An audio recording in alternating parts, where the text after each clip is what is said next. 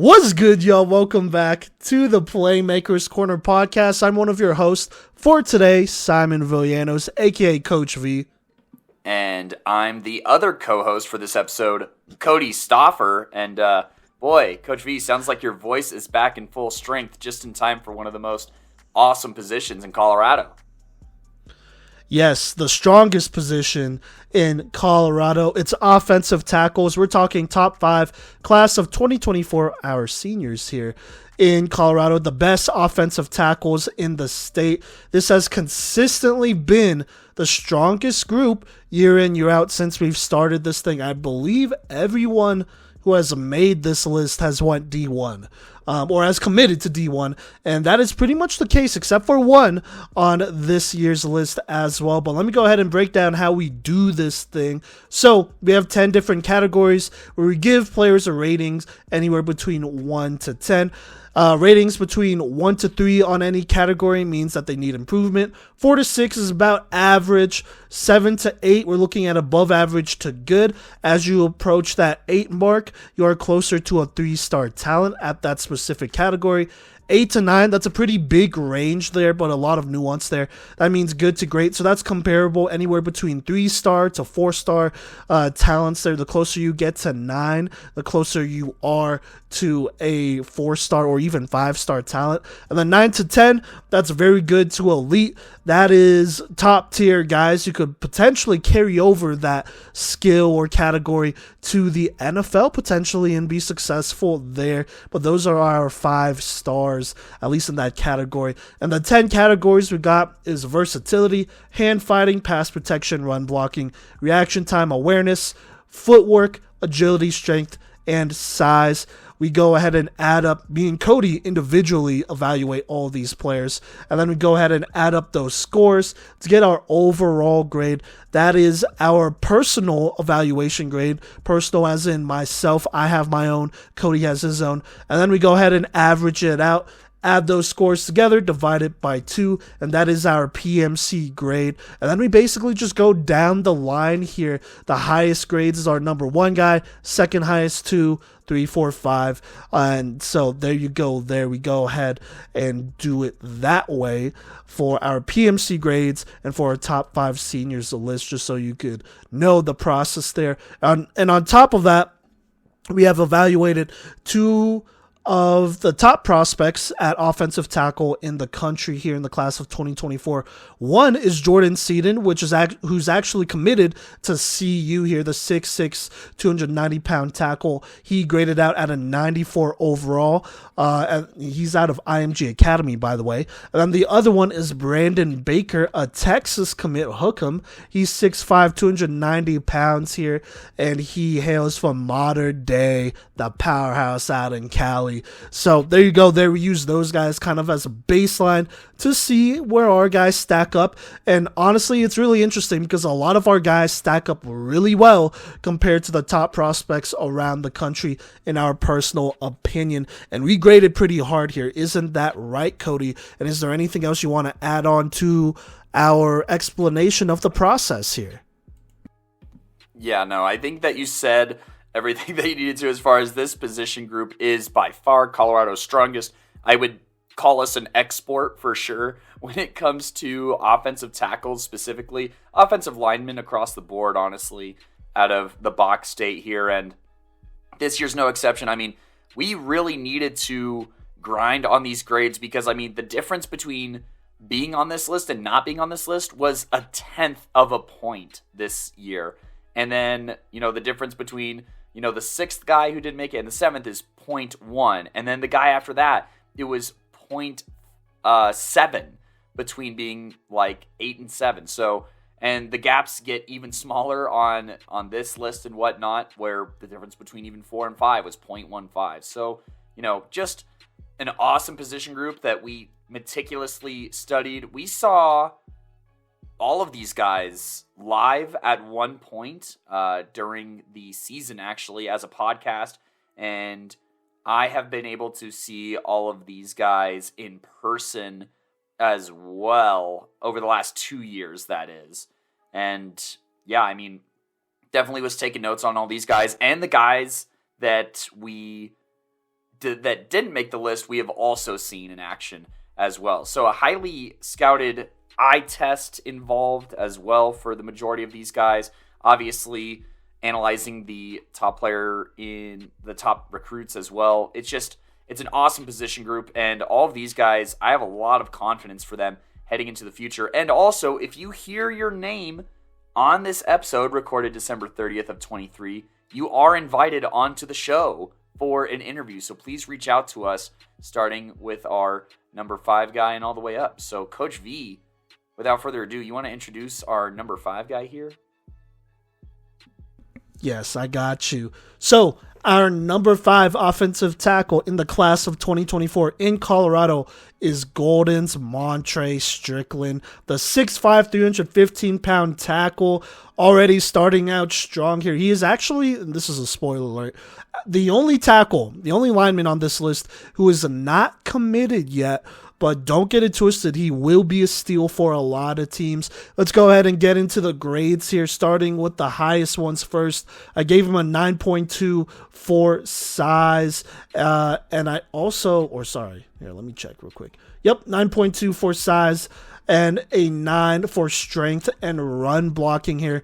He's a pretty big dude at 6'5", 315. Even though he's not the tallest at 6'5", he does have some pretty long arms, I feel. So a pretty good wingspan that makes up for it, that allows him to reach out and go get those blocks. I mean, this is a strong dude who's just simply a people mover. There really wasn't anybody on the 4A level that was able to put up much of a fight against him, as he just bullied guys in the ground on that run game over there for Golden. And, Golden, especially this last year, they lost their quarterback, Jason O'Reilly, the 4th, even though, he was a runner last year, so he did block for him as well. But, this year was really important, as they needed the run game to be a bigger deal. And, Strickland, he was a huge part of all that, as he just cleared the way for Luke Chevalier and all the runners back there to go ahead and do their job. And, the number of times I just watched this kid get out there and just flat out pancake somebody and set the tone was uncountable, basically. So many times. And some of the most impressive film I saw, I'm pretty sure, was against Green Mountain, who is a 3A squad, but they're a pretty physical team. Austin Contreras out there, he's an edge rusher who made our top 5 list. Blake Westland at linebacker, he's committed to UNC. He's a tough linebacker. They got some pretty sizable dudes over there, and he handled them pretty well. Even though they didn't win the game, he still got his job done there. And so there you go there. Montre Strickland, he is a very good run blocker. I think that is very much the strength of his game. He's somebody who you could pretty much plug into that right tackle spot and maybe even slide him inside, and I think he would succeed. I think he's somebody who will go ahead and set the tone for a lot of D1 teams on the next level, because yes, I do believe he is a D1 prospect just based off his pure strength and run blocking ability. And that's just my honest opinion. Kodey, what do you think about that? And what is your evaluation of his strengths and maybe some areas of improvements here for Montre Strickland? Yeah, so obviously it's going to be the case with a lot of these guys. They are D1 size ready, which is not always consistent with other position groups here in Colorado. So that's a good thing to address up front here at that 6'5", 315 frame. But his run blocking for me was definitely the strongest category here, rated at a 9 for me. When he gets a push, he can zone block basically the entire defensive line another direction. He can block multiple people, he can push them into each other and just run them down. And this is against opposing defensive linemen and ends and even interior guys that are big. I think that something that I paid a lot of attention to was the size of players that these guys were blocking across these levels here. And Montre, he's stacking up against guys who are also big, because it's one thing for all these guys to be huge and just push people around. It's another thing for them to push around people who, size-wise at least, could quote-unquote match up with them. And so I think that he does a great job with that. His down blocking is incredibly powerful. And honestly, something that did catch me a little bit by surprise, it's not one of his highest categories here, but it's not one of his lowest. That's his agility at an 8.5. He moves pretty well in space, honestly. And if you're a linebacker, your best bet is to just avoid him and run all the way around him. And at that point, it's already too late because he's such a mountain of a man here that running around him, you're just going to be too late to make the play anyway. So I think that he reacts well. In addition, he reacts well at the 8.4. I also am a huge fan of his hand fighting category here. That was actually the second highest rating at an 8.9. I think that his hand placement is super consistent. I think that when he's combating edge rushers, he does a great job of not letting that get to him. He can slap him away, get his hands right where he needs to go. He's countered legitimate spin moves, and maintained his blocks there and stunts and stuff like that. So I think that all of those look really, really well. I think that, when you look at everything that he's asked to do as far as pulling, he's really good at that. He can pull multiple directions. He has solid pass blocking as well at an 8.7. His reach is very strong. And like I said, combined with that hand fighting and placement as well, where he just does a great job of getting his hands into chest pads instead of shoulders. I think that it's the highest rated for me actually out of all the linemen on this list is his hand fighting at that 8.9. So I think that sells it really well. He finishes blocks very well and just surprisingly agile. But as far as talking some areas of improvement here, there's two that I think stick out a little bit more obviously, but they're still at 8s here. I think he's very definitively a 3-star, like a strong 3-star here at a total grade of 85.6 for me. But some of the things that bring that down a little bit are his versatility. He doesn't really have compared to these other guys who do have film at other positions throughout the years. He doesn't have that as much. So I did dink him down just a little bit to an 8 in versatility, although his play style does open up the door for that a lot more. But at the same time, I feel like you'd be missing out to not have him at tackle. And then the other big thing here is his footwork, I would say. His stance is very narrow, honestly, and his feet can get very narrow when he's driving. And Coach V, I think that you also had an excellent point here that I do want to let you talk about regarding his footwork here. So I'm going to leave that to you. But in conclusion, I mean, he's sitting, like I said, at an 85.6 cumulative grade for me. Just very solid football player here. Yeah, before I go into those areas of improvement, which is the footwork like you alluded to, I want to talk about the other grades here real quick. Versatility gave him 8.5. Hand fighting, agreed with what you had to say, Kodey, 8.7. Pass protection, 8.2. Reaction time, 8.3. Awareness, 8.5. Footwork, 8. Agility, 8.9. You're right, Kodey. He does move really well for his size. He could definitely, he's pretty smooth out there. And he could definitely keep up with some of the quicker pass rushers out there on the next level. And he gets talking about which is terrifying. Yes, he does get downfield really well and fast. Which is what you absolutely love. You love these bigger guys who can move extremely well, and they're smooth with it. And at not 290, at 315, 6'5", 315, you gotta love that. You can't hate it, so you gotta love it. But talking about some areas of improvement though, footwork I gave him an 8, and then pass protection I gave him an 8.2. Those were his lowest grades for me. The biggest thing, and I noticed this almost right away in some of his film, is that depending on the stance or depending on which way he's leaning in his stance, you could almost tell exactly where he's going to go on the play. And pass protection, you kind of see where he's leaning. If he's looking more at the outside linebacker than a blitzer or a safety or whatever, you could definitely tell which way he's about to slide there. And, in the run game as well, you could kind of see which way he's leaning. You could definitely see which way he's leaning and guess which way the ball is going to go, whether it's right or left or whatever. And that's a huge tell. That's something that I don't see in all of his film, but you see it in a pretty good chunk of his plays here from game to game. And it's not good. That's an obvious tell there, a very obvious tell that I was able to spot right away. And so that is why his footwork is a little bit lower. When I consider footwork, I'm also considering, your set, your base and whatnot right before you get into it. And, if your set's not good from the start, or if your base isn't good from the start that goes into your set, I mean, I don't know what else to tell you. You're kind of set up to fail right away. And, that is something that's going to be exposed on the next level if it's not fixed. The rest of these guys don't have this problem. Even some of the guys who didn't make this list didn't have that problem of, being set a certain way where you could tell where they're about to go.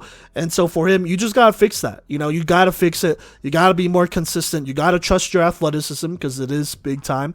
And you just got to know that, hey, I got to react a little bit quicker if I'm nervous about them getting a jump on me. And so that's definitely something I hope he works on here. And that's why his footwork's at a simple 8. It's not bad altogether, but, at the start, it's like, I'd like that for it to be improved. I mean, in general, though, it could be a little bit clunky. So just working on that and making sure that his footwork's clean and whatnot would go a long way, and making sure that he's blocking at a balanced pad level consistently as well, and that his feet is ready to take care of that too. As far as pass protection goes, I mean, didn't really have to face too many elite pass rushers outside of that Green Mountain game, which is concerning there. I think a lot of the time I feel like he's just reaching for someone to block, almost like he's run blocking as a pass blocker, and that's not good. I think there are definitely going to be times where teams will run stunts and different things where guys are pulling around, and you can't just hit the guy in front of you because then you're going to leave somebody wide open. I'd like to see him get a little bit more disciplined there. I think just straight one-on-ones, he's fine. Like, if he knows who he's blocking straight one-on-one, he's going to be able to stand them up, stay with him agility-wise, and he'll be fine. He'll be good there. But first, you got to ID that, right? You can't get too aggressive. You can't just go out and lay somebody out as a pass blocker. You gotta be smart, and you got to keep your base, and you got to just throw them aside and, stay disciplined at your spot, especially if you're playing left tackle, which kind of makes me feel like he's more of a right tackle on the next level because of some of those, I guess, areas of improvement that I saw here from his high school film. Kodey, is that fair to say? And if you want to go ahead and talk about his outlook from here after you talk about what I just said there, go for it. Yeah, no, I think that makes a lot of sense for him to be at a right tackle position on the next level. I will say that my pass pro is probably just a little bit higher watching him live in that Heritage game. I think that he handled blitzes as well as he could, and I felt like the Eagles' strategy was to go to the other side a handful of the time.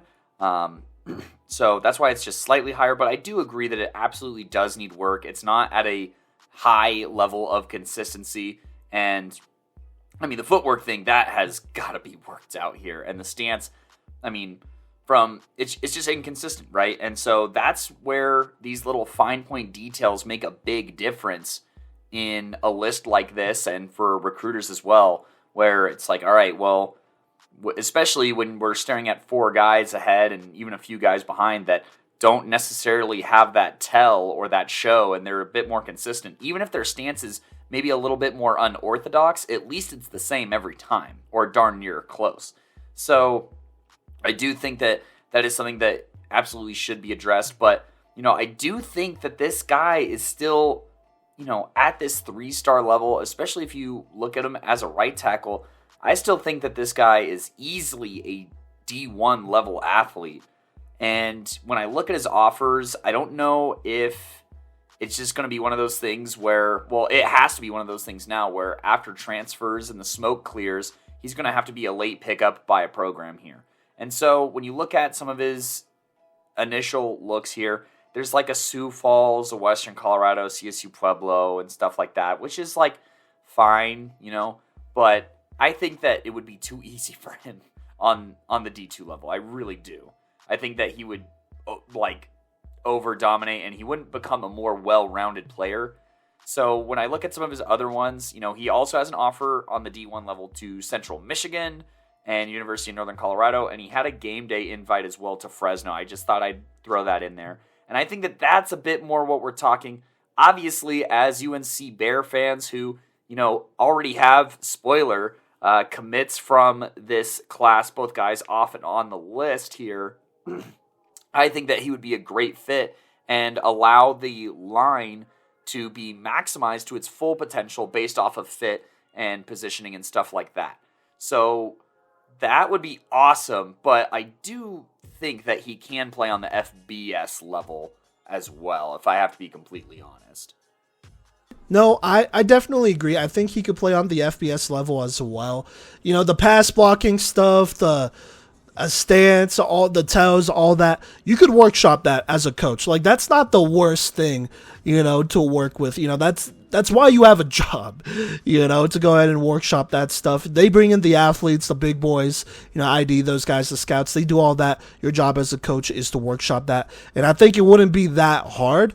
I think it would pay off a lot, honestly, because I do agree he's an FC or at least an FCS talent at the least, an FBS talent more likely though. The run blocking is something that I really like. I think he could add a good edge, like just good athleticism to any offensive line on that next level there, and, you know, really develop into somebody nice that could either rotate in or start for a lot of teams. You know, as a Northern Colorado guy, he was offered, but I mean, here's the thing. He's waiting until February to commit, right? There's not a lot of guys who are doing that. Everyone else on this list is committed. And the last 5 guys who just barely missed off are also committed, I'm pretty sure, except for one. And so you kind of got to make a decision sooner than later, you know. We'll see. But it is what it is at this point, you know.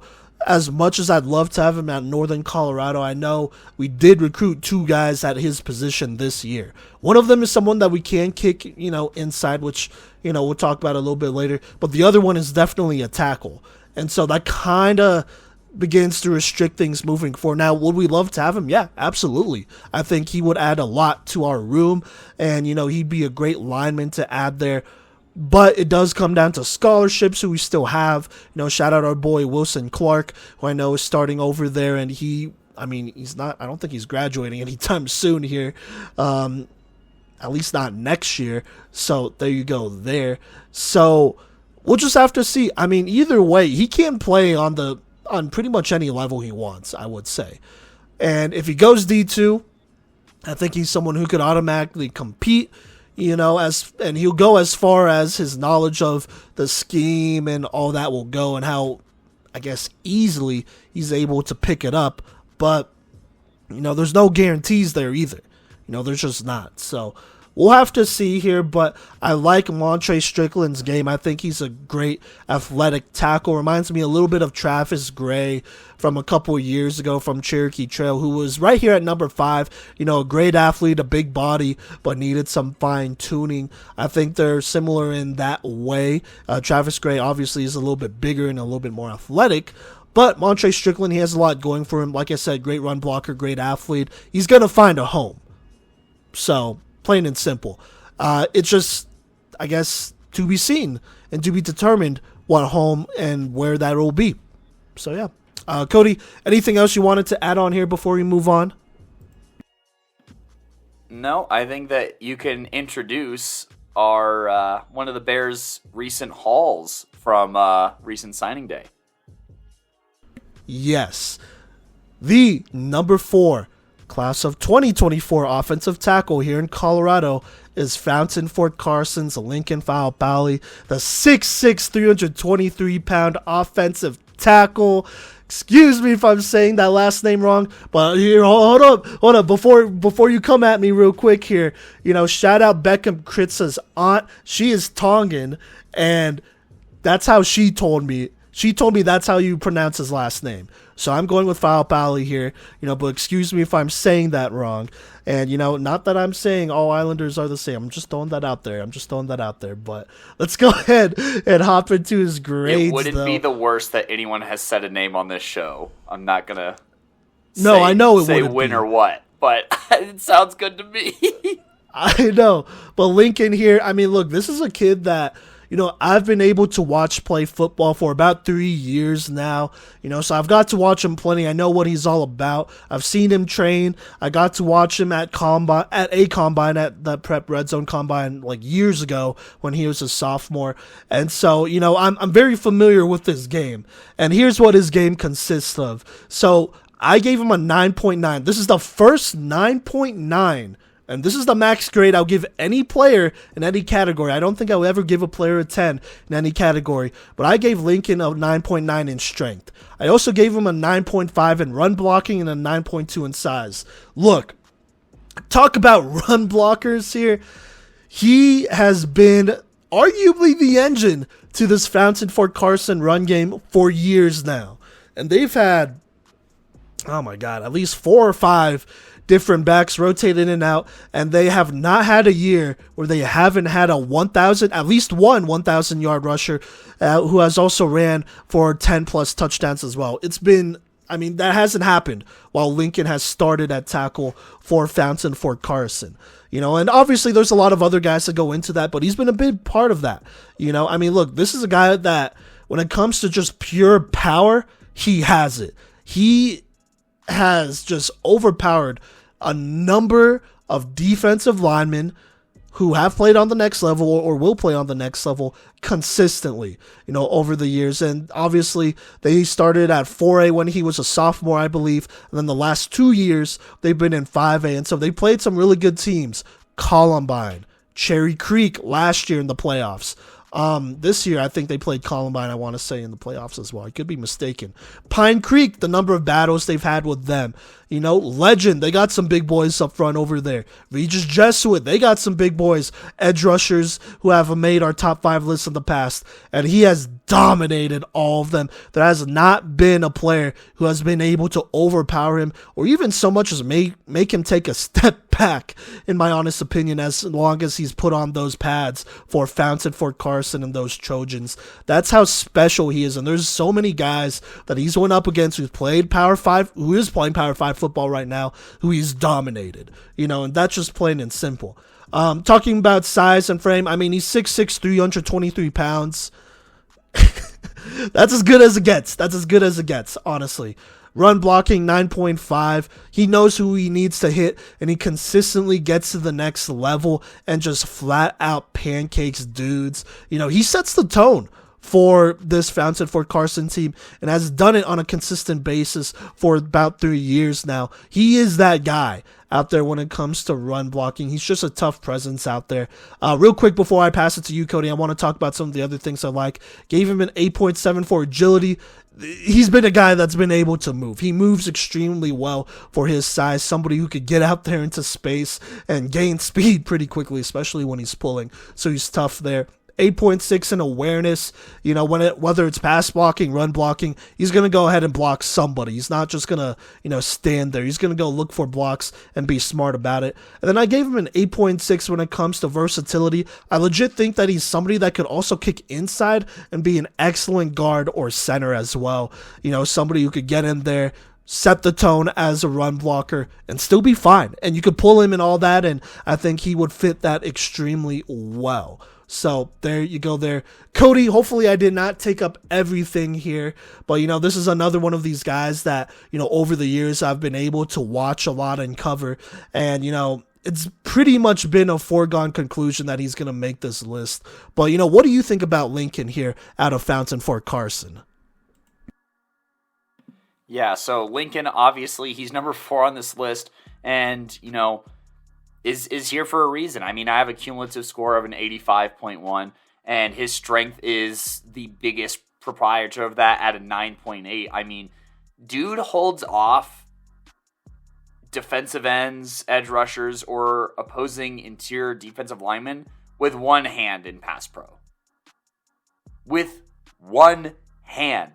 Bro, I would say that's embarrassing if it wasn't literally Lincoln doing it. Because, I mean, it just looks so easy for him. And, like, I could tell that, you know, he kind of paces himself because he could kill someone on every single play. But he's like, all right, like, every time that I drive someone into the earth, I'm going to have to get up too and then drive someone else into the earth.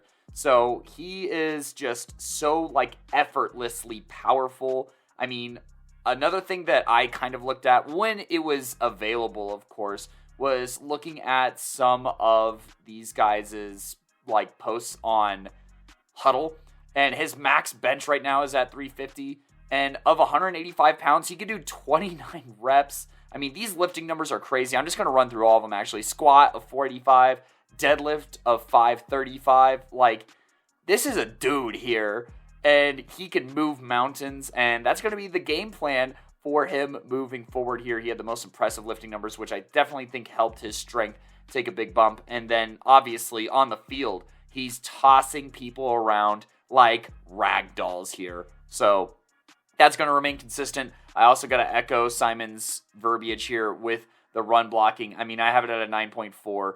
He is just fantastic here. I think that his hand placement is pretty awesome in run game as well. So, his hand fighting, I have at like an 8.4 because, I mean, part of it, while it does still have some work to do, I also took into consideration some of the things I've seen from his off-season work with McChesney and in season 2. I mean, he's constantly on the grind, getting better, and I think that something that I feel he's made significant strides in watching those videos, like Coach V said over the years, is his hand fighting is growing more and more capable every day. And so I have that at 8.4, and it's also not bogged down by, ending up on shoulder pads like a lot of these guys who are very tall. Coach V and I talked about this is one of the tallest offensive tackle classes we've probably ever seen. And I think that is, fantastic. So he does those things very well. Talking about some of the other things, his size, as odd as it is, I have it an 8.9. And before everyone throws me to the burners here and is like, bro, he's 6'6", 323. Why? The only reason why it's not at a 9 is just because his all these other guys, I feel like their wingspan is wider than they are tall. And I just don't know if he A, utilizes that, or if B, it just isn't there. And I just don't think his arms and his reach is as long as some of these other guys. But I digress a little bit here. Going from the top, 8.5 in versatility. I think that he could easily be a D1 guard as well as a D1 tackle. Maybe even better as a guard, which is the case for some of these guys here. But they're also so fantastic at tackle, and tackle being the more nuanced position, I would say. It's good to have those guys that can play tackle instead. So I like that as well. And then, I will say that he is, like I said, his hand fighting's okay. His hands end up in the right spot a lot of the time, and he can, kind of combat a few moves, but nothing too crazy. His pass pro is also interesting to me because I have it at an 8.4 because his pass pro, and Simon, I don't know if you noticed this, but his pass pro is very almost cartoonishly dramatized as far as his kick step is very animated, and his chopping of his feet is very animated, and the way that he does his punches is very animated. And it's almost like if you were showing someone a video on how to, where it's maybe you wouldn't really do that in a game, but you could tell that he's so locked in on it. And so from a technique perspective, I really like what I see. I just think that execution-wise, he doesn't quite have that nastiness that he displays in the run game in the pass game quite yet. So that's why it's not higher. And then some of his areas of improvement that I have are his agility, footwork, and reaction time. I think that these are all way more on the inconsistent side, I would say. His reaction time is definitely, I'd say, a little bit on the slower. He has to look at something and see it happen to then take action on it. And I think that, his footwork is a little unorthodox and inconsistent as well. It's not as wildly all over the place and telling as Montre's is, but I do think that he just needs to find his stance and fall in love with it that can work both in run and pass game more consistently. And then his agility, I think that he gets down the field fine. I think that he moves pretty good and he can turn his hips pretty good, but it's nothing to write home about, is basically the conclusion that I came down to at that rate. And I think part of it is, his size and frame a little bit there. I still think that for his size and frame, he moves really, really well, but compared to how some of these other guys move, definitely leaves a little bit to be desired there. Coach V, first off, I want to hear your thoughts on pass pro, because I know that we're a little bit different there, but do you see what I'm talking about with how animatedly, technique focused it is, if you see what I'm seeing there, and then some things that you saw in your overall grade. Yeah, I mean, first off, shout out 6-0 Academy. We'll be doing a lot of that, I feel like, when talking about linemen, because I think our next episode will be into offensive linemen as well. He's done a lot of work with him, and it's noticeable. He's done a lot of work with him when it comes to pass pro, because he has improved each year. Now, I kind of get what you say when it's a little bit cartoonish. Maybe it's just like certain clips. When I've seen him in person, like, I'll see it, and there are times where, like, man, that looks good, But I think more so than not, it just feels out of sync. Like the reaction time is maybe a little bit off, like you said. Like, he's waiting for which you should, right? You should wait for the edge rusher to go ahead and make a move, and then you kind of react off of that. But his reaction time after they make that move is definitely a little, like, noticeably slower. And so there are definitely times, and I kind of notice this more against Pine Creek, and maybe they just don't have the greatest pass rushers either. But, like, it's like noticeable that he'll wait, like, he won't, like, get into his stance and set and slide, naturally with somebody. Like, he'll kind of just, like, stand up straight and wait almost, and then go. And I don't know. That's something I noticed a lot in that game specifically. I mean, there are some games where it just feels like the stance, like you said, is just very inconsistent, and so that affects the slide, and that affects everything else. And then, there's some times where I feel like it's the reaction time that is just kind of throwing everything for a loop. Altogether, it just kind of feels out of sync when he gets into pass pro. Now, he's quick enough, in my opinion, and strong enough where, like, it almost never matters. Like, he'll catch up, and he'll just shove somebody over, right? He'll throw them with one hand, like you said, or he'll get back into position and just stonewall them, and do his thing. And so it almost doesn't matter, but it's definitely a noticeable out of sync. And I think now that I'm saying it out loud, it's probably the reaction time that is the biggest issue here when it comes to pass pro, which is why, I mean, for me, my pass protection for him is a 7.8. That's his lowest grade. Gave him an 8 for hand fighting. That is more because of pass pro than anything, because, when his lower body's out of sync, then that affects all the stuff up top. And same with footwork. I mean, gave him an 8.2. Not the worst in the run game, but as far as pass protection goes, it's definitely a little clunky still. It's not as bad as it used to be. I will say that. It used to be really raw before, but it's definitely more like it's resembling like a D1 skill set, I would say, more so than not this year. So big shout out to Matt McChesney over there at 6-0 Academy. I know they're working and they're continuing to work on that, but because of those reasons specifically is why I feel like he is probably more of a guard or center, probably more of a guard on the next level, just because I'm watching the sliding, I'm watching him set, I'm watching his reaction time. You go up against guys on the next level, edge rushers on the next level, and you're out of sync. They're going to take advantage of that. It's pretty, I don't want to say it's easy, but it's relatively easy to spot an offensive lineman who doesn't have good timing, because it really takes a well-placed strike or move here to throw them all the way off balance, and then that's a free shot at the quarterback, right? And so it is important to kind of get that timing and reaction time set and that consistency set as well. And so everyone starts somewhere. I mean, the whole animated thing, that's not a bad thing. You should have, a good, like, set and all that stuff as well, and slide following that. But it also has to be in time. And so I'm very convinced that it's the whole timing reaction thing that is kind of holding him back, which, an 8.4, it's not the lowest out of everyone on this grade, but it's definitely the second lowest.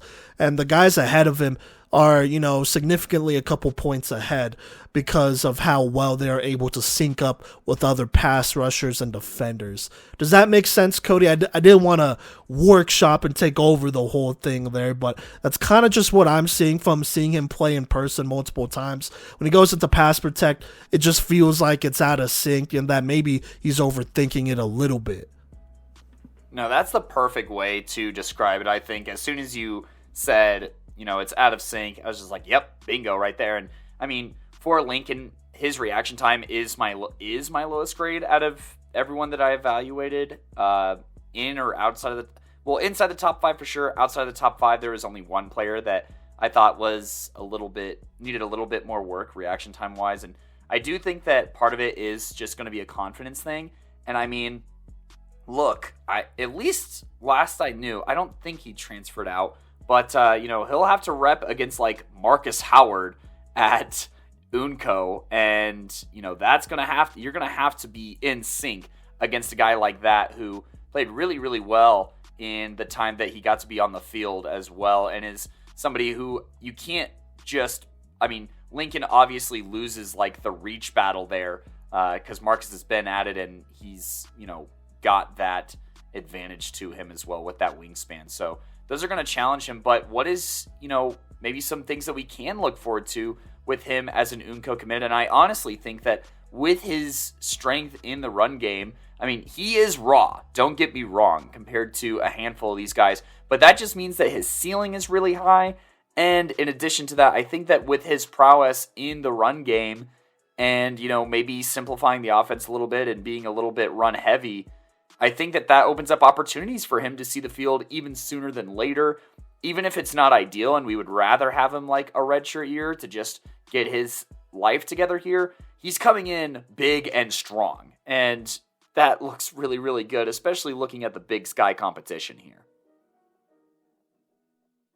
Yeah, no, for sure. I mean, look, I'm going to say this right now. He is the crown jewel of Northern Colorado's recruiting class right now. And, I know some things didn't work out for him and whatnot. I will acknowledge that he had plenty of Power 5 offers, but he just kind of waited a little bit too long. I know there's an article out there talking about that where he was quoted in saying something like that. But, here, as Northern Colorado alum, we will take him and we will cherish him because he is the crown jewel of this recruiting class. This is the biggest steal out of any Colorado, in my opinion, out of any Colorado players that have committed so far. This is somebody that could have played for CU or CSU, I feel like he could get in there and be a great run blocker for them.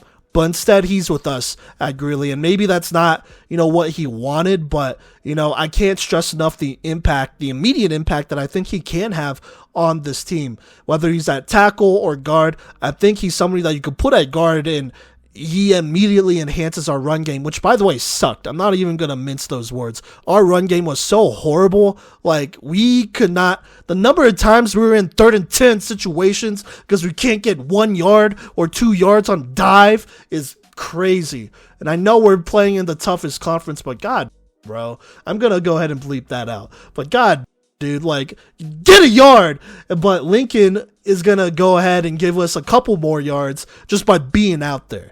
And it's not all on the offensive line. I will admit that some of it's on the running backs, but adding a guy like Lincoln here is definitely going to enhance that. And then everything else will fall in place, from pass blocking and whatnot. Now, I do think he's more of if he plays tackle, he's probably more of a right tackle, which is fine. And if he doesn't play tackle, he's definitely a guard. And he's somebody that, honestly, give him a year, and he could probably compete for a starting job. I don't think that's too crazy to say. Unless there's some crazy transfer portal stuff that goes down, I really do believe he could compete for a starting job sooner than later. Kodey, what do you think? Well, I had to look it up just to bring it up, but we were averaging 3.4 yards per carry last year, which is horrible. So, bro, what's happening? Oh my God. And 280 lost yards on runs. But so I wanted to back you up on that and just drag our alma mater through the mud just a little bit. It's tough love, But Lincoln, I mean, I agree with everything that you say. And, Lincoln's the kind of guy where when he does get on the field for Unco, I am worried that he's going to transfer out to a Power 5 where, he belongs, honestly. And, there's some lessons. If you can commit sooner rather than later, we do recommend that, especially in this landscape, obviously. So, throwing that out there as a little free advice for y'all. If you got the offers, maybe jump on them. But Lincoln here, I think that he's going to be an awesome fit. I think he's going to be an absolute dog for us. And, I mean, he is just...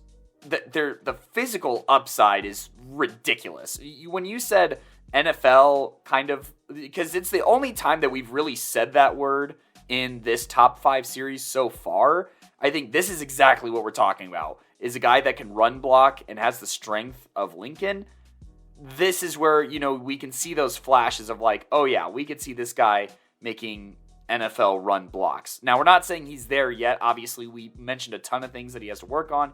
He's raw in some areas. He's going to an FCS. But, I mean, linemen, everyone's always looking for linemen more than probably any other position. Just because you need 5 good ones or, you need at least 5 non-weak ones in the NFL. And with the upside that somebody has, you can kind of live with a guard being very, very, very good in the run game. And then, just improve in the pass game and whatnot. So that's what we're talking about there. And I think that is what makes Lincoln such a tantalizing prospect here. Coach V, do you have anything else to add on before I introduce our number 3 fella here? Hey, man, if there's any small business out there, trying to look for somebody who could be the face of their NIL deal or, throw some NIL money, Lincoln, hey, that's somebody that we got to keep in Greeley, at least for 1 year, and then we'll go from there. I just got to throw that out there because I can't, oh my God, I can't stress enough how important he is to this Northern Colorado class. He's going to be so needed out there, and he's going to be great, and I really look forward to watching him on Saturdays, plain and simple. But with that being said, Kodey, you could go ahead and talk about the number 3 guy here. All right, so here at number 3, and with some contesting on the back end of how to say it, so if I say it wrong, I'm already going to apologize here, but it is the absolute beast out of Ralston Valley here, Peyton Noble. I'm gonna put my money on Noble, but we're gonna just refer to him as Peyton here. The 6'5", 290-pound Air Force commit here. And you want to talk about a steal? Holy cow. This was such a good pickup by Air Force here. And Peyton is going to dominate. I truly think so. And here are a few reasons why. I mean, when he is in Pass Pro, which I have graded at an 8.8, it's not his highest, but it is one of his highest ones. I think that he adapts to late blitzers extremely well with just solid awareness and reaction time. Obviously are pieces of that, but being able to ID that, I think is just, he's so good at it, and he's just so seasoned, So that is the first thing that jumped off the film very, very well. I also think that in Pass Pro, he does a good job of helping out teammates if and when necessary. And when he pops defenders, oh my God, it looks just like he knocks them out. Like they look like they go limp because he usually just gives them one really solid punch and that's it. They just fold. And yeah, it's kind of hilarious to watch, honestly, because this interior defensive tackle's minding his business. Peyton's guy, that was lined up against him, dropped back in coverage, and he just freaking socks them right in the chest while they're being blocked by the... This is so disrespectful for the linemen on the other side. But when he punches them, they just fall over, and it's, oh my God. It's hilarious. You gotta watch Peyton's film, especially if you just love violent drops of opposing defensive linemen. Shout out defensive linemen, don't worry, your episode is on the way, in the works. We got a list. We still love you. Don't worry about it. But anyways, talking about Peyton here, I also think that, stance-wise, it's not perfectly consistent, but it doesn't give away the play so much. And, I think that in addition to his pass pro, he counters various rush moves with ease. I mean, really, he is just really polished, honestly. And I think a huge aspect of that is his versatility here, because his junior year, he was basically at guard all year, and he was at guard sometimes this season. There were some sets where they did a little bit of offset and they did a second tackle, basically kind of giving him more of a guard-like role, in unbalanced looks and whatnot. So that was awesome to see him excel in both of those spots, and I really think that he is so legitimately D1 at both these positions. You really can't go wrong with either one. And I feel like, especially at this 6'5", 290 frame, he's got the frame to fulfill both of those as well. I think that in the run game, I do have him graded at a 9 here. He moves very well on pulls and in space for screens, powers, and counters here, which is part of the reason why his agility is also at an 8.5.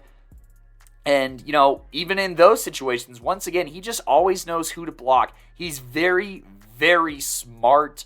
And, yeah, I think that his ability to transition to tackle from guard from last year was, huge for this team. And for him to be able to pick up pass blocking like that was awesome. So those were all really high grades. Versatility, pass pro, run blocking, all extremely high. He's very strong. Like I said, in those punches, I gave him an 8.7. And then, his other categories, there's not really a low score here to pick on too much because his hand fighting was at an 8.5. His reaction time was at an 8.5, which is tied for the highest one here, actually, which I think is pretty accurate. And then, his agility has an 8.5 as well. All very, very high scores. And his areas of improvement, his lowest scores were awareness and footwork. Like I said, footwork, not perfectly consistent, but very occasionally gives away maybe not the play, but who he's blocking. And I think that part of that is just making sure that he gets out into space for like those screens and stuff, or some of those like edge blitzers or corner blitzes that he can see. He kind of tweaks his footwork just a hair to notice that, but I think that in the moment it'd be really hard for a defensive end or edge or somebody like that to expose it. So it would have to be just like someone very, very like looking for it, basically a bit harder than just like, oh, they're lined up like that. I can visually see it. It's very subtle. So that's why it's at an 8.4, but it's still very good. He does a great job of driving his feet and whatnot. And then awareness wise, it's at an 8.4, which is still great. It's, tied for the third highest on this list and one of the better ones. So I just think that, sometimes I will say that his awareness takes a slight dip because sometimes he has to see and then react as far as like checking the boxes of reading who to block, going from one guy to the next, as opposed to it's a little less instinctual. But I'm really not concerned about it because he's still making the right play. Coach V, I know that you just you didn't let me. I just went off here and kind of talked about all that is Peyton here. But I would love to hear how you phrase your strengths here and some of the things that you see a little bit differently as well. Yeah, I agree with most of what you had to say here. Look, Peyton Noble, I think that's what you said. Either way, he is a big-time player. I got to watch Ralston Valley, I think, actually 4 times this season, which is crazy. That's like a third of their season. I got to watch them at the very beginning against Mountain Vista, and then again the following week against Cherry Creek. And then I got to watch them against Pine Creek in the playoffs, and then watch them against Cherry Creek. This was over live stream, though, but I watched the whole game against them. And, he stood out in all of it. I will say this about Peyton here. This Ralston Valley run game would not be the same without him because they ask him to do so much. And, by the way, big kudos to Coach Yanacito over there in that Ralston Valley offense. Just watching Peyton, operate in this scheme is special because they put him in so many different positions here and ask him to do so much, and he excelled at all of it. Honestly, just watching him pass block, watching him go out for screens, watching him not go out for screens, but go block for screens, but watching him, go run block in all these different ways and pass block and all that. I'm pretty confident that he could fit into almost any system on the next level because of how great this scheme was. And it wasn't just because of the scheme. He made this scheme great, mind you, And that's from watching him play so many great players from Cherry Creek, Pine Creek, Mountain Vista. They got some guys over there on the defensive side of the ball. The impact was felt, And so the biggest thing about Peyton here that I have is that as far as overall skill set goes, he has it. As a pass blocker, run blocker, he is probably one of the better overall lineman in this class. He's actually my second highest here. I gave him an 88.9 overall grade. That's my personal grade there, with his highest grades being a 9.2 in run blocking, and then 9s in awareness, footwork, versatility, and hand fighting. I do think he's somebody who could kick inside. Also, by the way, a 9 in size. But anyways, I think he could kick inside and be really good there, play pretty much all 5 positions. And like you said, they put him at guard sometimes. He played guard last year. This year was basically his first full year playing tackle, and he excelled. And so those are all green flags. I mean, what more could you want from a versatile lineman? My lowest grades for him were actually more athleticism based. Gave him an 8.5 for agility, 8.6 for strength. Still 3-star level, right? But not like overwhelmingly powerful or overwhelmingly fast or anything like that. But he knows what he's doing out there. He's very, very skilled, efficient, polished when it comes to his pass blocking, run blocking. I love specifically as a run blocker how he always gets to the next level. Knocks out his guy, then goes find somebody else to block. I mean, consistently, even when he's pass blocking, like, he'll find someone to go block. And it's not him reaching out to go to just knock somebody out. Like, he knows when, okay, I'm one-on-one here. This is just me and him. Or, okay, I need to knock this guy into the guard here, and then I need to go one-on-one with this guy. So, boom, hit there, and then slide, and he does such a good job of timing that. Like, his timing when it comes to pass blocking is really good, in my opinion, despite not being the greatest athlete. So there's a lot to compensate, maybe not the most, but a good amount to compensate there for Peyton. And I'm just so impressed by how polished he is. I mean, Air Force is getting someone that's going to fit their scheme really well, but if they want to pass it, I think he could do a really good job over there. So there you go there. Those are my grades. Like I said, overall grade of an 88.9. I won't take up too much more time here, but I love that overall he's just a very polished lineman, despite not being the most athletic guy out there. Very polished, and I think that means a lot for his ceiling, because you could work on the athleticism, you could work on him getting faster, get him into the weight room and all of that. That's what the strength and conditioning coaches are there for, but when it comes to some of these other stuff, it always makes a coach's life easier when a player is polished as Peyton is right here out of Ralston Valley. And he's going to be missed by that program because, like I said, he did so much for them at such a high level. There's a lot of guys, not just on this list, but in the entire country who, might not even be a great fit for that Ralston Valley scheme because of how much they ask out of him and whatnot. And, the IQ for him to be able to take all that and, still play at a high level is definitely impressive. So, there you go there. But Kodey, do you want to talk about, what do you think about what I had to say there? And do you want to talk about his outlook here after you react to what I just said?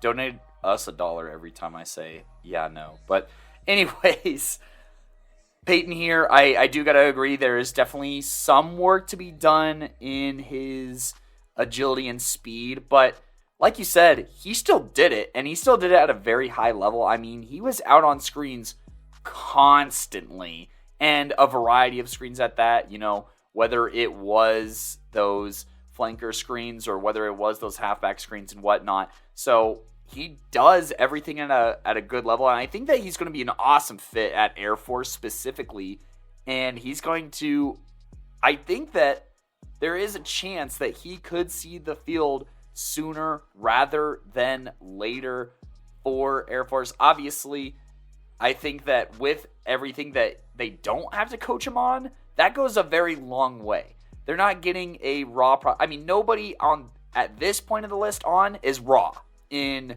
technique stuff. That's just not the case at this point in the list. And Peyton is the one who kicks that off, by being so solid at so many different things and technique-wise being up to par and then just being really smart. And I think that, for 1 year sample size of tackle and 1 year sample size of guard, there's not really anything else you could ask him to do. And if he had started since his sophomore season, maybe some of these things would be more well-rounded out, or just a bit more finite and a bit more pristine and sharp is what I should use.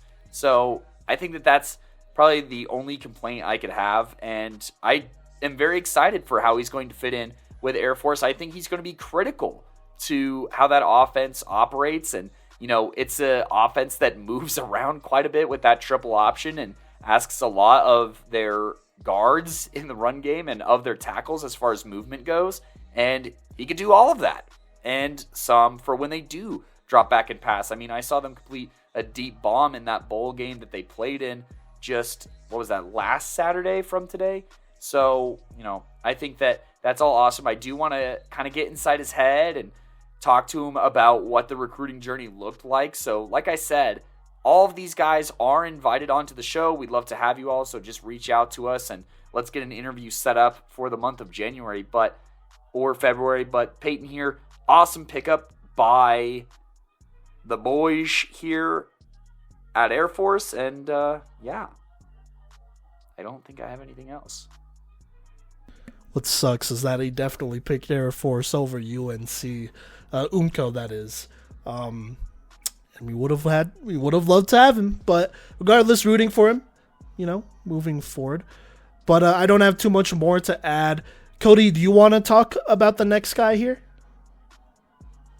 Don't mind if I do. Going back to back here at the tackle position for introductions, but talking about somebody that was on the other side of competition from Peyton more than once, and that was Max Parrott, the offensive tackle out of Cherry Creek High School.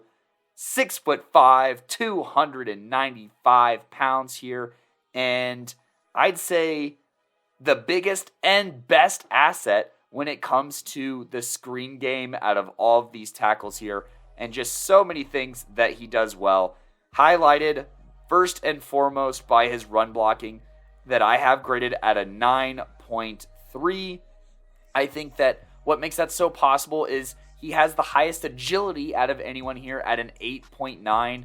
I think that he moves around the field so well. He moves out into space, and he ruins lives. He hilariously obliterates outmatched corners and linebackers, which all these guys should do, but he's doing it, not only 5 yards down the field, he blows up one, and then he goes another 15 yards down the field and takes care of someone else.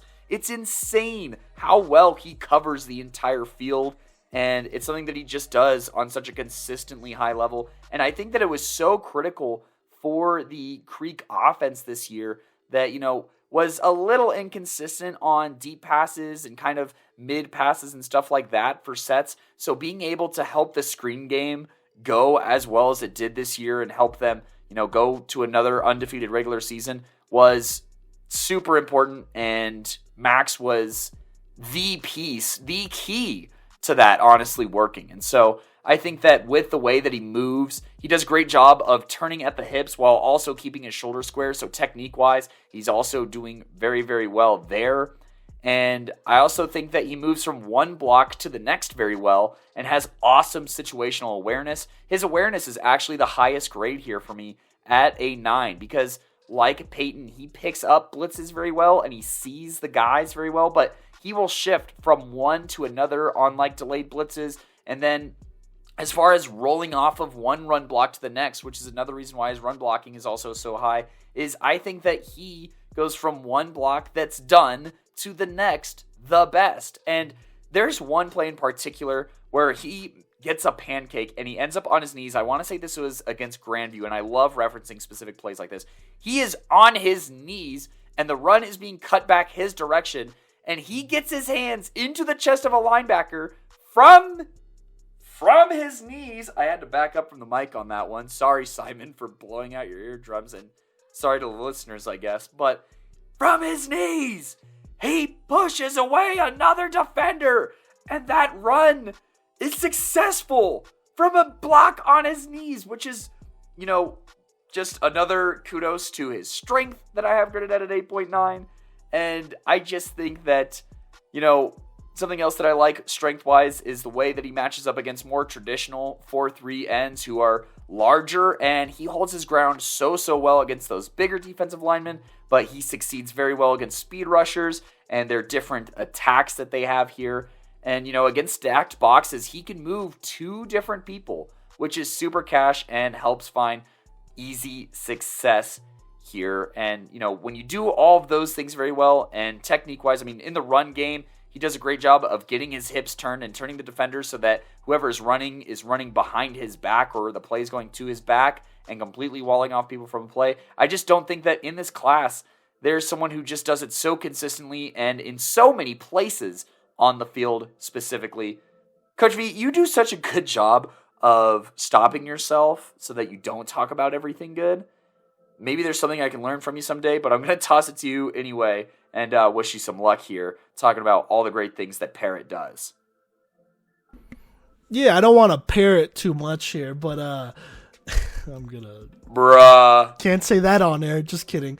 But, it's a lot of the same deal. Look, I'm just going to keep it plain and simple here. Cherry Creek would not have their titles without him. Plain and simple. He's been a mainstay of this offensive line for a really long time, I feel. And, some of my favorite things about him is his run blocking. And I feel like I say this about every player. But legitimately, it's like a thing of beauty watching it happen. Almost a work of art. I gave him a 9.2 at run blocking, 9 awareness, 9.1 strength. Just watching him knock somebody out, slide to the next guy, knock them out, and just seal off guys on a consistent basis from his tackle spot. That's a work of art right there. That's doing it the right way. That's as polished as it gets. It looks beautiful, man. He does a great job at doing that. I do want to talk real quick about his hand fighting just a little bit. Gave him a 9 there. Specifically when he's run blocking, I think he does a good job there. But as a pass blocker, when it just comes to straight hand fighting, he pretty much wins all the time. There hasn't really been a pass rusher that has gotten the best out of him over these last couple years. And, this is somebody I've watched a number of times, not only this year, but last year as well. So I know what Max has been able to do here for Cherry Creek, and it's just been consistent excellence for them. Now, and here, let me just go over my other grades real quick. 8.7 reaction time, 8.6 footwork, agility. 8.6 for footwork, 8.8 for agility. I think he moves relatively well. And then a 9 for size, close to that 300-pound range. Probably plays at 300 pounds, or plays close to it at least. Now, when it comes to areas of improvement, I really only have 2. 8.5 for pass protection, 8.5 for versatility. That's his lowest grades. And the pass protection affects the versatility here, because as a pass blocker, I think he does a good job. Whenever it's 1-on-1, he's not going to lose, plain and simple there. But I will say this, I do think he gets a little bit hung up on just trying to pancake players on passing plays, which it's a good problem. It doesn't sound like the worst thing in the world, but I do worry about him not seeing potential blitzes. And he has seen them, most of them so far. Not that there's been anything crazy out there, but I would like to see him, knock somebody into the guard or into somebody else, pass him off there, and then go set that edge over there as a pass blocker and whatnot. Because I just think there are times where it's like, man, you're really trying to pancake this dude in front of you, but you may not be seeing a blitz, like, safety or corner coming off this edge here that's about to blow up this quarterback. And that's just really nitpicking there. It hasn't happened a whole ton, but it's something I've noticed. And I just like to see him be more disciplined. I like to see him get a little bit more disciplined there and be this is more of a discipline thing at pass blocking than anything. I think he's a good pass blocker. I don't have any problems with it. But, when it comes to blocking multiple guys, or at least getting a chip on multiple guys, I'd like to see him get a little bit more aware there. And like I said, that's just really me nitpicking for the most part. I like it. I think he's fine in most other things. And, he's definitely a Power 5 guy. He had his share, a number of D1 offers to play on the next level here. But, before we go into that, Kodey, what do you think about what I just said? And, you could go ahead and talk about his outlook moving forward. Yeah, so Max here, like you said, it's pretty nitpicky. I think that if you really, really, really want to be particular, sometimes his stance can reveal pass plays in the ever most slight way, but that's literally with me pausing film and just looking at it and seeing how very narrowly different it is. But that's more on the rare side. His lowest grades for me were his reaction time and versatility, which is wild because those were an 8.5 and an 8.4 respectively. I think that versatility-wise, I think that he does everything that a guard can do. We just didn't really see him play a whole ton of guard, especially because I feel like that Creek line was rolling like 6 or 7 deep of rotations this year. So if the need isn't there, then why care about it? And then I'm just going to talk about some of my other grades here. 8.8 hand fighting, 8.6 pass pro, which would be his third lowest grade. Kind of talking about some of the things that, going off of some of the things that you mentioned as well. Footwork, 8.7, and size, 8.8, making for a total grade of 87.9. Average that out with your score, and that's an 88.15 here. Definitely one of the best prospects that we've evaluated with a rubric here. And he has been committed for some time here to Purdue here.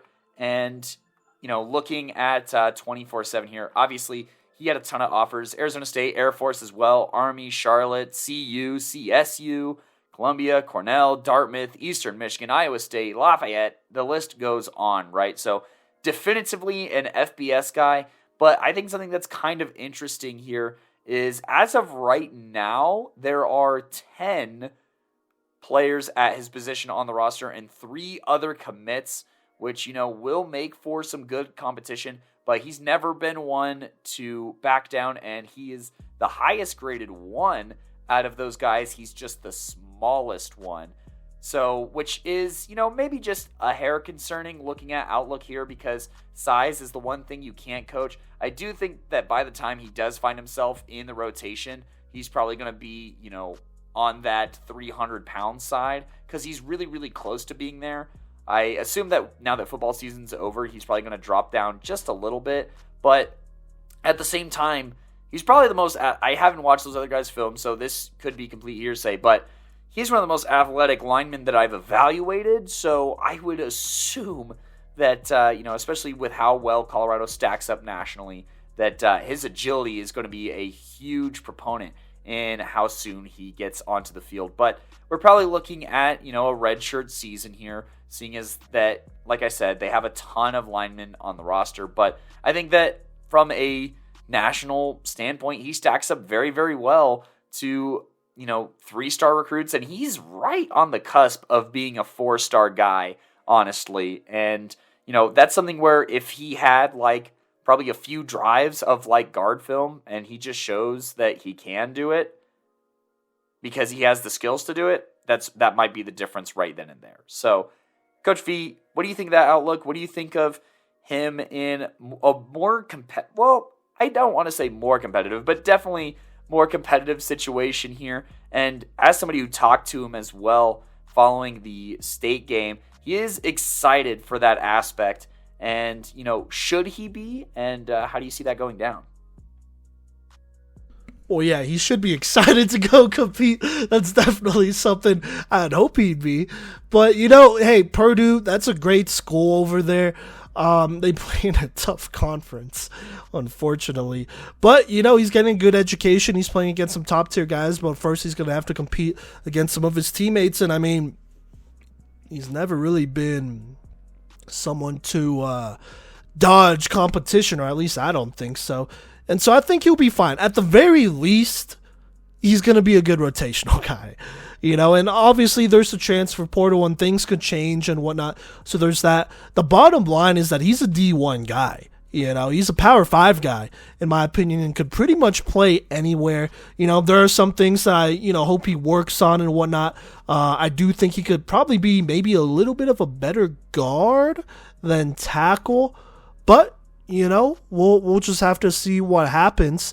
They'll move him as needed. I think he's at that right frame where you could pretty much move him anywhere on the line, and he should be fine. So there you go there. But yeah, I don't have too much more to say about Max here. It's been honestly great watching him these last couple years, man. I remember when he first started playing, and this is this is where I really realized as a non-Colorado native that Cherry Creek's like that. that, they just got guys who are always going to step up, who are going to play good football. And, Max, when they lost those tackles originally that they had over there a couple years ago, then Max stepped in, I was very impressed. And I've been impressed these last couple years. And like I said, Cherry Creek wouldn't have their titles here, their most recent titles, without Max Parrott, plain and simple. Kodey, I don't have any more to add here, but do you want to talk about our 1 million honorable mentions that we have here? I really, really do, because the toughest one to leave off as an Arapaho Warrior, former Arapaho Warrior, was Brendan Crispier. I mean, 6'9", 290 pounds. He was the tallest guy on this list, and his reach and strength and size were so effortless and definitely popped off the film. Technically in my personal rankings, he would have been our number 5 guy, actually. But cumulatively, just missed out on the list at that number 7 spot. There's also Dylan Berry, another UNCO commit, who's going to be a great offensive tackle, I think, in the future, but just a little bit undersized right now. So I think that kind of hurt him just a little bit here. But as far as a pure pass pro guy goes, absolute stud. I mean, my highest pass pro grade actually went to Dylan Berry, oddly enough. And I think that the same was basically for Simon. So those were the 2 hardest omissions from this list. This list is always so cutthroat, man. And then there are also some dogs from, smaller classifications like a Colton Patterson on that 3A level. Absolutely dominated at Green Mountain. And there's nothing that he really did wrong. I mean, look, he had an 84.7 from Simon and an 85.2 from me. So that put him only 1 point behind Brendan.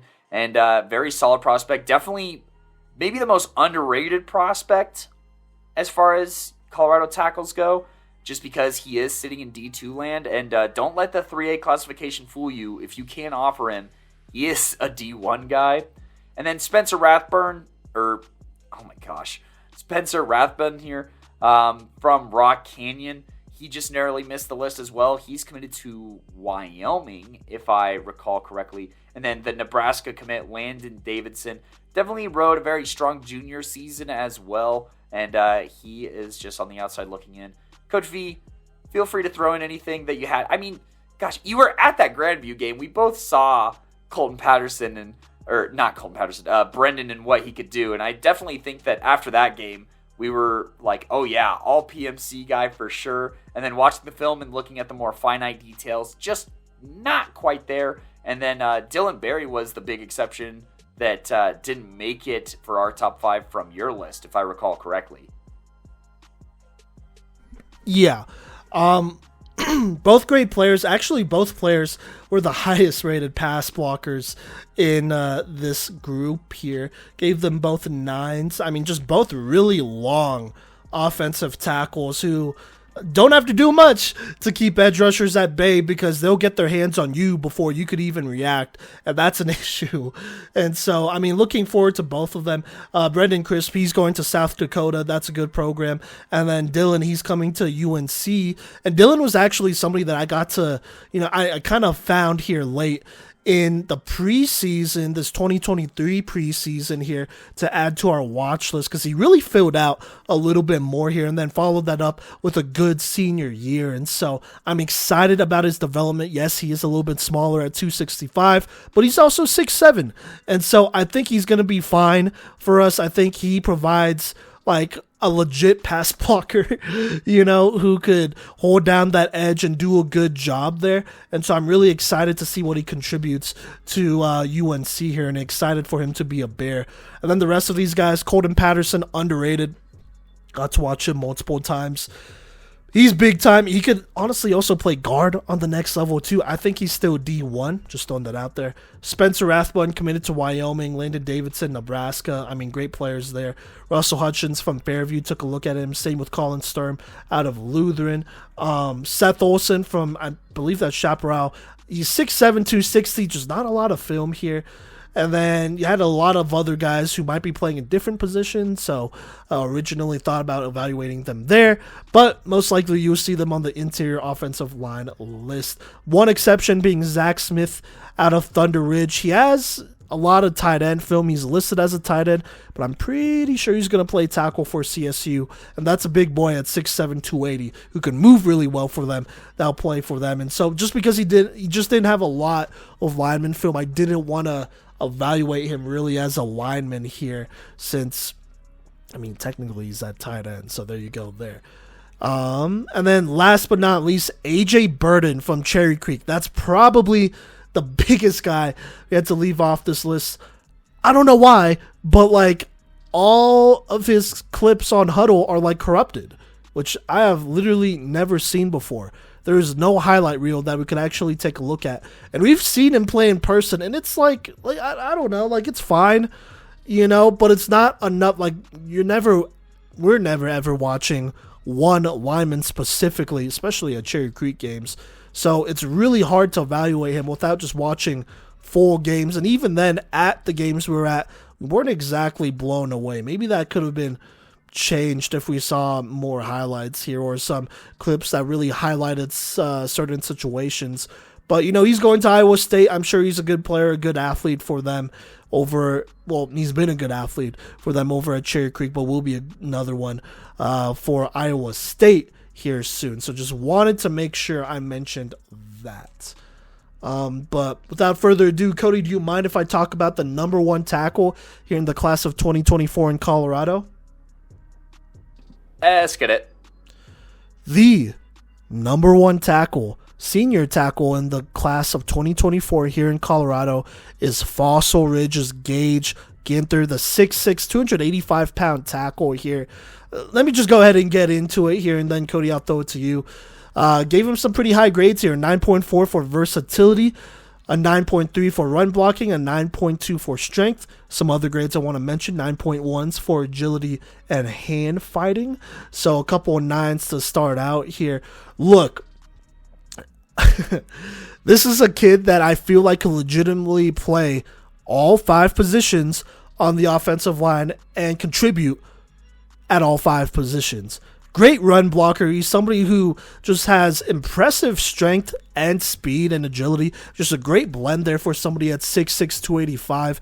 And he's a game changer when he's blocking and he's out there and he's moving to the next level and he's just knocking out dudes. He causes a lot of havoc out there as a run blocker, and he does it in multiple ways, whether he's pulling or he's just straight up down blocking. I mean, he does it all, right? And he's great there.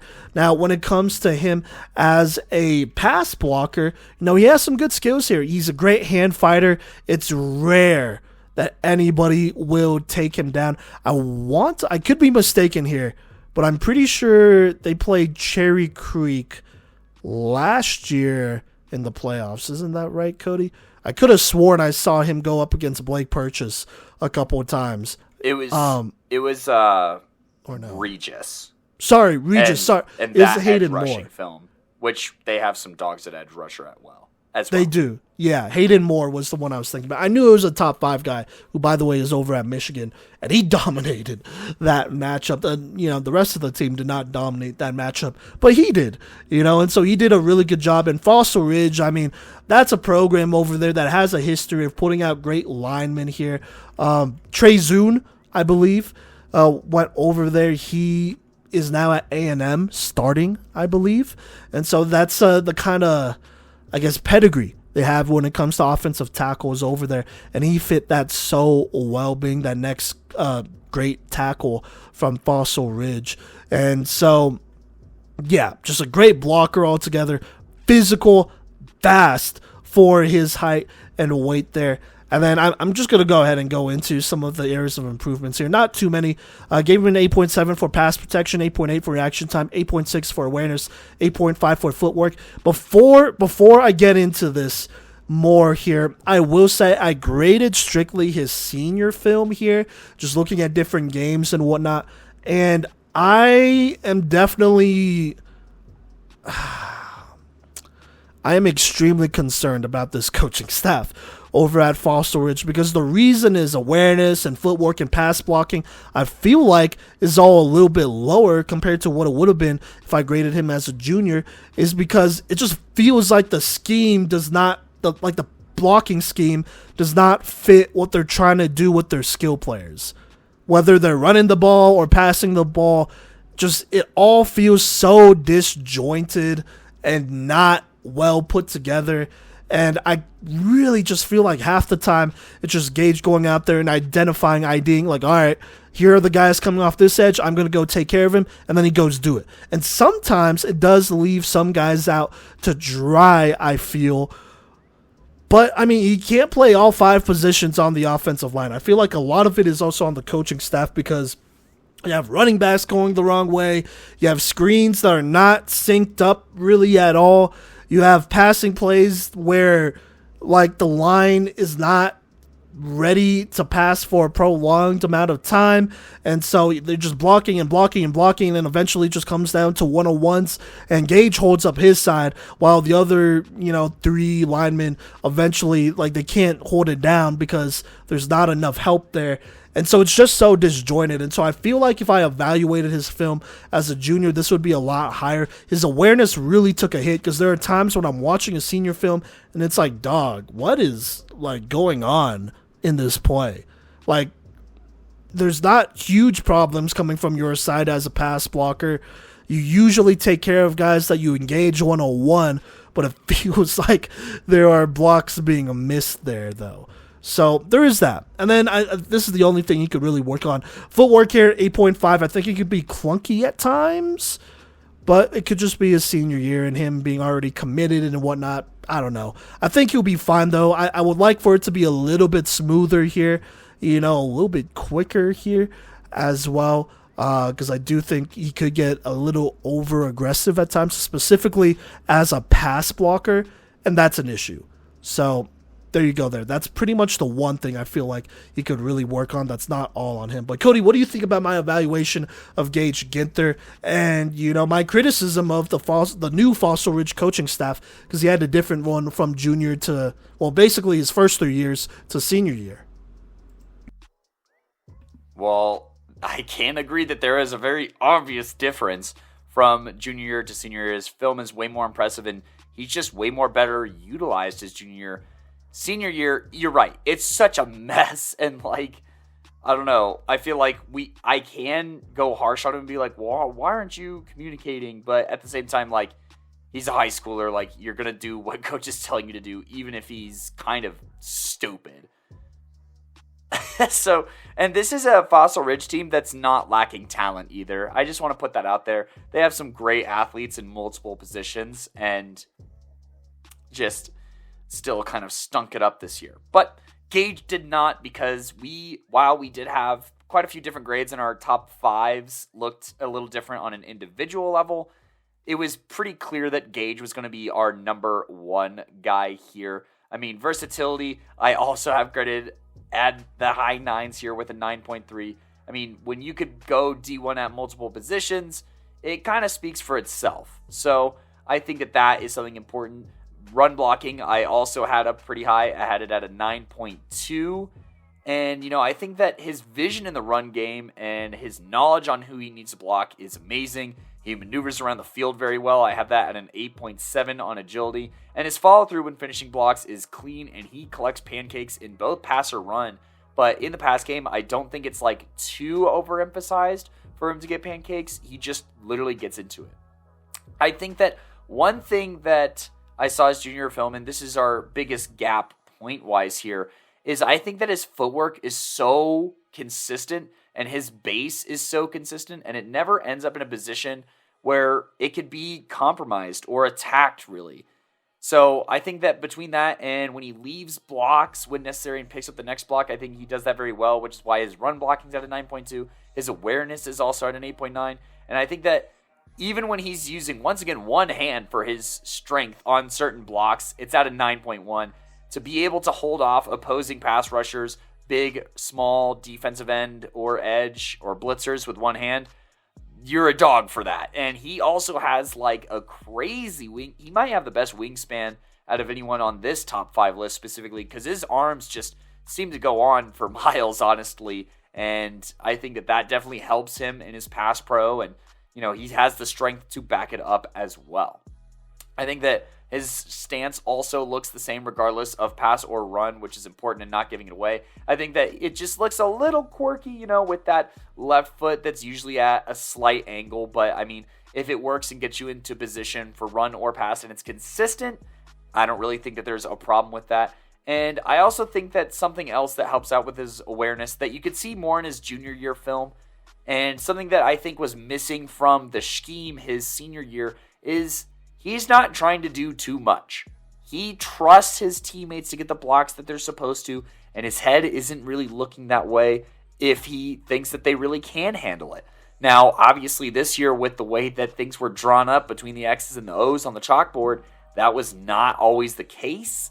And I don't really want to say that was his teammates' fault either. I think that was just a flaw in game planning. So I do want to point those things out. I talked a little bit about all these categories, obviously. Size at 8.7. I think they get a little bit bigger, and that he will, especially for that SEC ball. But he has the athleticism, strength, and knowledge to do everything. I think that his biggest areas of improvement, which are still graded pretty high, is his hand fighting, which is at 8.6. I just think that his hand placement can be a little bit better. But as far as being able to combat different hand fight attacks, he does a great job at it. So not, like I said, not the worst thing in the world. And then his reaction time, I think that probably played a little bit into the hand fighting and versatility. And his senior year film definitely had something to do with that. And the play calls and just the way that things were drawn up were a bit perplexing at times. I think that had a huge impact on his reaction time. And I just think that sometimes he definitely had to see something and then react to it, and it wasn't as simultaneous at times. So those were my big qualms there for my cumulative score of 88.5, yours of 89.5, making his total score an 89 flat, which also very rarely happens. And, he is our, depending on how you read into it, at the time of commitment, our second player that we've evaluated to go to the SEC here, Coach V. And that was one of your big takeaways watching his film, was this guy is an SEC guy. Would you like to elaborate on that for the audience here, and then just kind of talk about what you see heading forward for Ginther here? Yeah, man. Look, I realize I'm grading pretty hard here. Honestly, he's going to be fine. I think he's going to go to Tennessee. He's going to find a spot there. Like I said, I think he could play all 5 positions, and he's going to dominate. We'll obviously give him some time, right? Like, give him a year or two here, and then I think he could definitely compete for a spot. Look, this is the big leagues now. This is the SEC. This ain't no Pac-12 or Big Ten or ACC or whatever. This ain't no Florida State. This is Tennessee now. And so there's gonna be a lot of linemen, specifically from the South, who are gonna be there, and they're gonna compete, and it's gonna be tough. It's gonna be tough. So it's kind of hard to project where he's gonna be at, because you never know where some of these, honestly, where some of these competitions will go, because I would say a good half the time, the guys who don't make it as starters or rotational guys for SEC teams go start and become all-conference guys for other teams. And I think that's what he can do as well. And so, honestly, I think he'll be fine. He's a versatile enough player. He's a special enough athlete. No qualms here, and also before we talk about this a little bit more here, I do want to shout out, I actually saw Gideon, our intern today, and he does a lot of things for us, but started out as our intern here, and Gideon did Fossil Ridge's season preview, and I remember he told me today that he said on the season preview that he hoped Gage Ginther is ready and primed to have the best season of his life his senior year, because he said it would be tough, and then when we made the post on Instagram, Gage Ginther replied to that post with the link to his huddle film. So I think hopefully there's no hard feelings there. That wasn't a shot at you.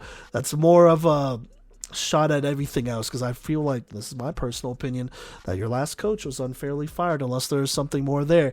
But that's all I'm saying. That's all I'm saying. And it obviously affected how the season went, because it went how Gideon predicted. But anyways, he's a great player. And he's somebody who has been one of the best players in Colorado for a long time now. And, he's some of the best who got to offer. And, it's not like out of the question for a Colorado kid to be a starter on an SEC team. It's just not, especially at lineman. Obviously, we had Trey Zune from a couple years ago, right? And hopefully I'm saying that last name right, but he's starting at tackle for A&M. And then you have Josh Bates, who technically he's going to be playing for Oklahoma, who's joining the SEC next year. So there you go there. So it's not impossible for a Colorado kid to go play and start for an SEC team. If there's anybody who could do it, I think Gage can. Plain and simple. Yeah. Don't have too much more to add there. Kodey, what do you think about all that? And, hopefully no hard feelings there. I don't know. I feel like posting your huddle link is an interesting response to what Gideon had to say on that season preview. But there's no hard feelings there. I'm just making sure that's clear. Now that we've over-clarified it, Gage, please come onto the show so we can get your thoughts on that. But I also think he's in early enrollment, so I get it if you don't. Yeah. Either way, with obviously any of these guys, we'd love to have you on. But Gage here, yeah, he's going to be fine.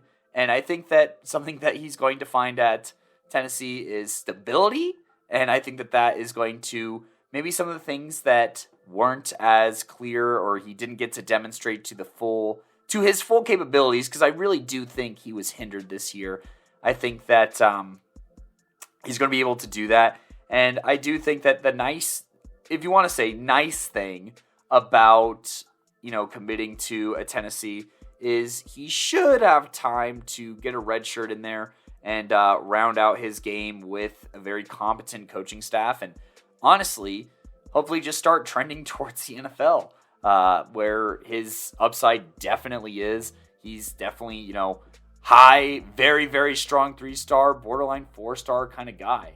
And, looking at, this committed class for Tennessee here, they have only one other commit for this class. And also, to be fair, on 24/7, he is listed as an interior offensive lineman, and that's where his versatility comes in super strong for him at that 9.3, the most versatile tackle here, by the way. And that's why he's getting a look to this degree, is obviously everything that he does very, very well, but he's somebody that you can move around the line, which is so valuable to have, when it comes to injuries or just players being smart and being prepared for that. It's great insurance to have, and Gage Ginther is absolutely who I'd like to have in that spot as coach, and can't wait to see him make plays, honestly, and looking forward for all these guys. So, Kodey, if you don't have anything else to add on, I'd like to do this final little run through here. Yes, sir, you got it. Gage, go make us proud. Keep up that intensity like you do. He's going to the real U of T, right, Simon? But anyways. Yeah, if you have to laugh after you say that, you know the real answer to that. Go on. I do have to troll just a little bit. But anyways, to go through our top 5 here, once again, at the number 5 spot, the uncommitted tackle out of Golden, Colorado, Montre Strickland here at an 85.95. And then at the number 4 spot out of Fountain Fort Carson, we got our guy Lincoln, the Unco commit for the Bears here. At number 3, Peyton Noble here, the Air Force commit from Ralston Valley at an 87.65. Lincoln, by the way, at an 86. Max Parrott, the Cherry Creek tackle at an 88.15, committed to Purdue. And the number 1 spot, Gage Ginther out of Fossil Ridge at an 89 overall, committed to Tennessee here. Coach V, that reminds me, we do have to go back to that 2021 class at some point and use our rubrics here. Probably after we rework our rubrics once again in the offseason like we basically do every offseason. But after that digression there, if you want to listen to those episodes from all of our top 5 series, you can. Anywhere you listen to podcasts, whether that be Spotify, Apple Podcasts, Google Podcasts. I looked us up on Google recently, and there's some websites posting podcasts that I'd never heard of.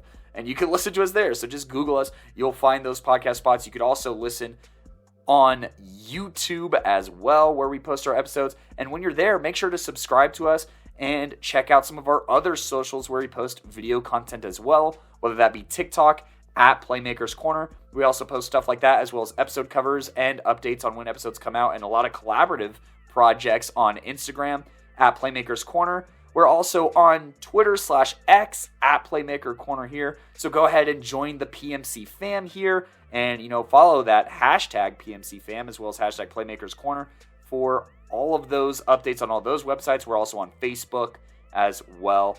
Feel free to find us, follow us, share us, subscribe to us, turn on notifications, whatever you got to do to always make sure that you're up to date on our latest content, spanning from Colorado high school football all the way into, as we transition a little bit here in the women's flag football season. We have lots of great stuff on the horizon for you guys, so we are looking forward to welcoming more followers. And for those who have been rocking with us, thank you so much, and thanks for listening today. I have been one of your co-hosts here, Kodey Stoffer. And I've been the other one, Coach V. Adios. Welcome.